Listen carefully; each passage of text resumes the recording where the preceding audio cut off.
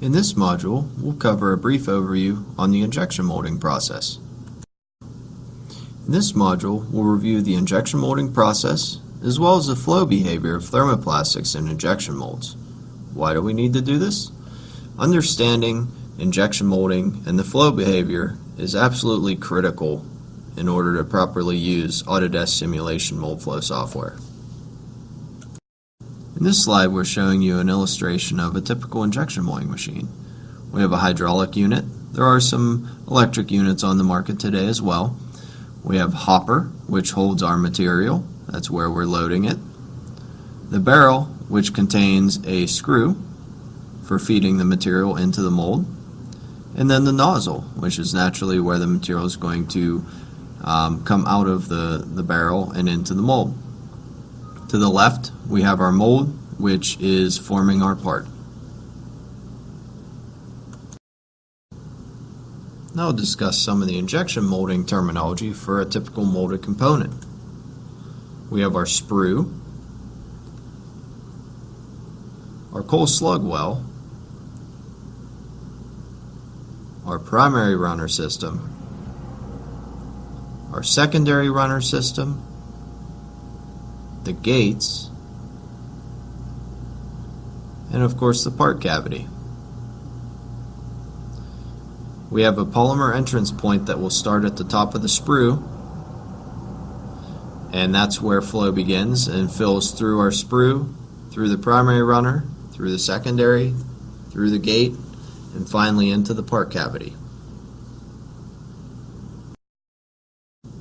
Now we'll take a quick look at the injection molding process.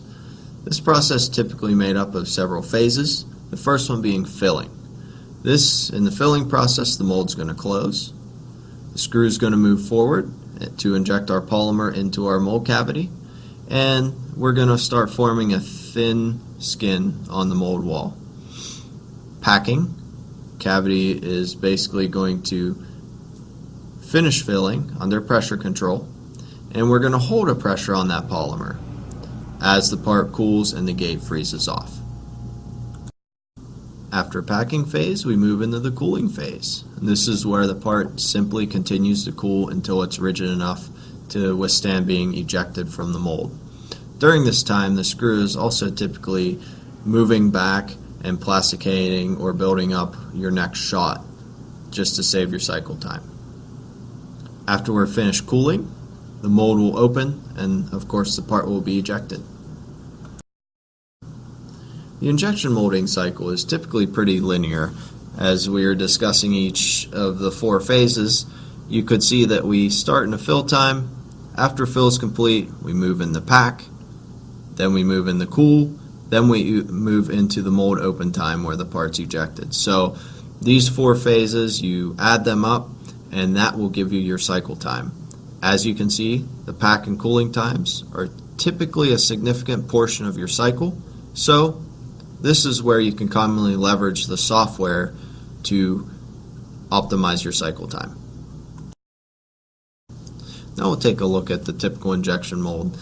In a typical injection mold, we have a stationary half and a moving half. So the stationary half remains in place, and the moving half is the one that will open up. The machine will open up and allow you to eject your part. Some may call it a core and cavity half, some may call it an A and B side.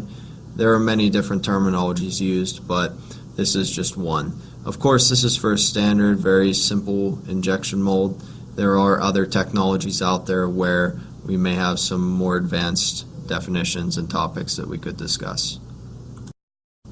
We'll talk a little bit about injection pressure. So of course the pressure is required to push the plastic into the mold cavity. This is what we're going to call our injection pressure. This is usually limited by your machine's capabilities. So you have a hydraulic pump or an electric motor on this machine that can only has a certain horsepower to it. So usually we're looking around 140 to 180 megapascals or 20 to 26,000 psi. Some modern machines can go as high as 300 megapascals or almost 44,000 psi. This can have a big influence on your final part dimensions and will ultimately let you know if you can produce this part in your machine, so it is important to be aware of this. There are many variables affecting injection pressure: part design, mold design, processing conditions, and material selection. Each area can be affected by other areas, so if we change our part design, that may mean that we need to also alter our processing conditions a little bit. So it can be complex getting into this, but that's what the software can hopefully help you with. It's also good to note that some are easily changed while others are not. You may be able to adjust your processing conditions, but you may have already ordered your material and have that in the warehouse, so maybe you are not allowed to change that. Pressure drives flow. Flow is driven by pressure, so it overcomes the melt's resistance to flow essentially. You can see that plastics flow from high to low pressure areas, and pressure will decrease along the flow length. So you can see our pressure in this graph is essentially 0 at the flow front and maximum at our injection location at the top of the sprue. Our part design will affect injection pressure as well. So part thickness, you can see on the left, we have a thin part at the top that's going to have a higher pressure. The thicker part we can assume will have a lower pressure. Surface area can also play an impact on our injection pressure. So more surface area, typically the part will cool faster, which means our pressures will be higher. Less surface area, the part will likely cool a little slower and allow us to fill the part at a higher temperature, lowering our pressures. So how does the mold design affect our injection pressures? So gate size is one. You can see on the top left there, we have a restrictive gate, which we can assume will give us a much higher pressure than the more generously sized gate in the lower left-hand corner. Flow length, or what would be dictated by your gate location, can also impact this. So a longer flow length, we can assume will have a higher pressure, whereas shorter flow lengths, in the bottom right image, you can see we're centrally gated there, will have lower pressures. So here's a good example how processing conditions can affect your injection pressure. So we did a quick study on injection pressure versus time, and here you can see how our injection time, as we start on the right side around 20 seconds, the pressures are very high, fairly high. So as we inject faster and faster, we're shearing that material, decreasing the viscosity, until we get to a point where we're starting to fill it so fast that we're not leveraging that any longer. So we want to make sure to keep our cycles to a minimum, so we're going to typically stay somewhere on the left side of that chart there in the green zone, without of course exceeding the shear stresses and shear rates for our material. Just to see how some other processing conditions can affect our injection pressures, melt and mold temps.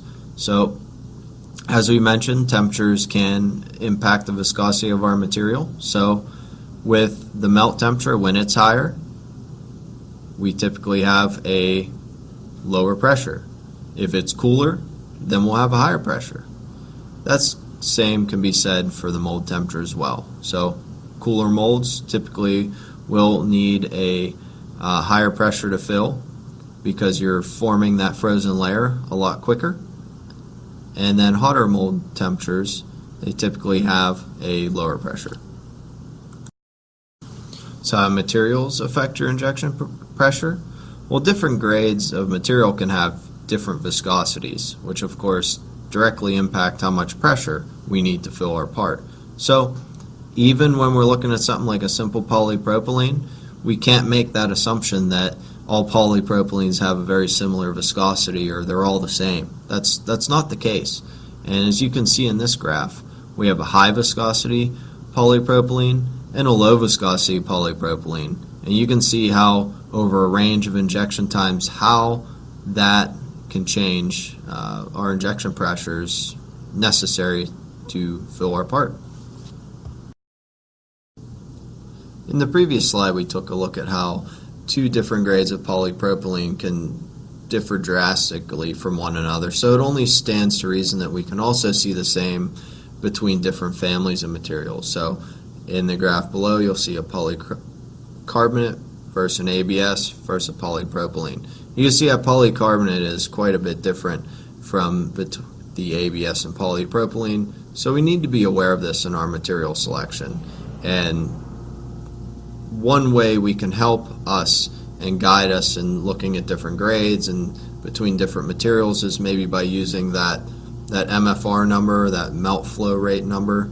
So that is not used by the solver, but it does give you an indication of a higher viscosity material versus a lower viscosity material. So if you see something with a low melt index, let's say 5 grams per 10 minutes, you could typically say that that's going to be a higher viscosity material, so it's going to take higher pressures to fill.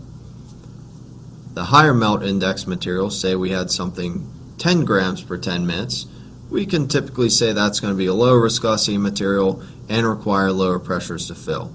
Again, this is really simplifying the flow properties of a polymer, so it is a quick and fast way to see how we could pick a higher or lower viscosity material, but it is an estimate, so keep that in mind. So as you can see, there are several factors that can affect our injection pressure. This chart basically summarizes some of the things that we covered in the previous slides, so please feel free to use this as your reference. Flow behavior. So what does a plastic molecule do in an injection mold? There are still things we're trying to figure out today in industry and the behavior of plastics, but there are some fundamental concepts that we'll cover in the next couple of slides. So there are several phases of molding. We have filling, which we're filling the cavity with polymer. Pressurization, where the part is full or almost full, so we're starting to build up pressure within the cavity, so getting into the packing phase. Then we have compensation as well, which is basically where the part's completely full. However, we continue to add material to that cavity because plastics are compressible, so we continue to add material, and what that does is helps us to offset or reduce shrinkage in our final part. So plastics are going to show something called fountain flow behavior. So the fastest flow is typically going to be in the center of the cross section. You can see from our image below how the polymer is flowing into our cavity, and then the graph on the right is showing the cross-sectional velocity. So the first material in is hitting the mold wall and freezing, so it has a velocity of 0.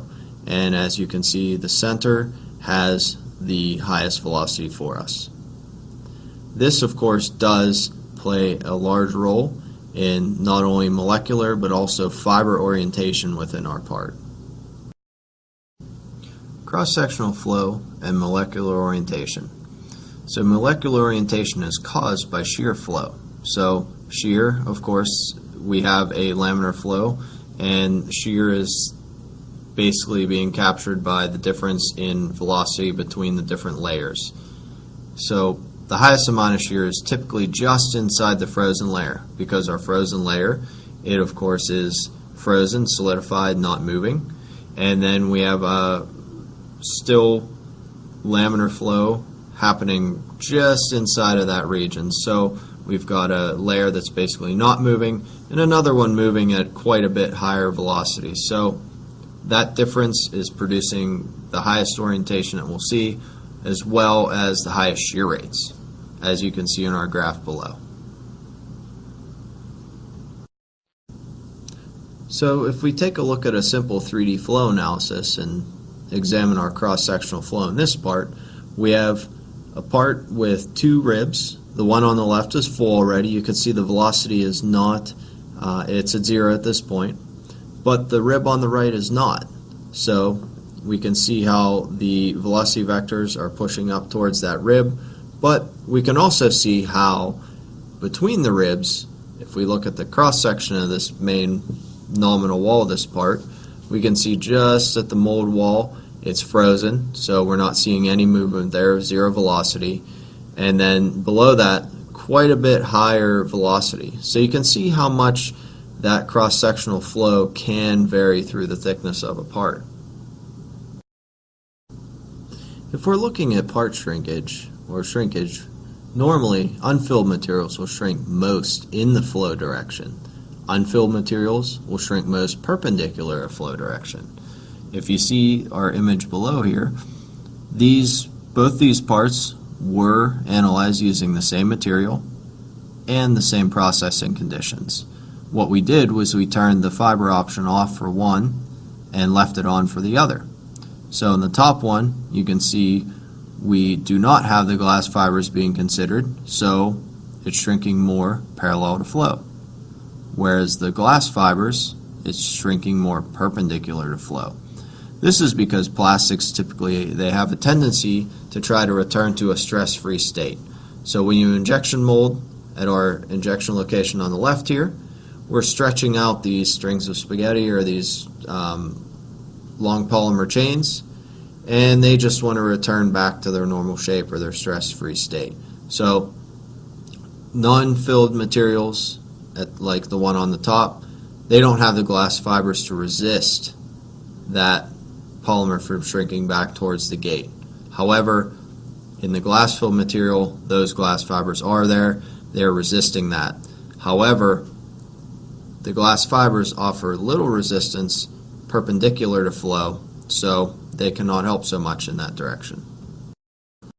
So which of the following components can be found on an injection molding machine? What's the term for the feed system component highlighted below?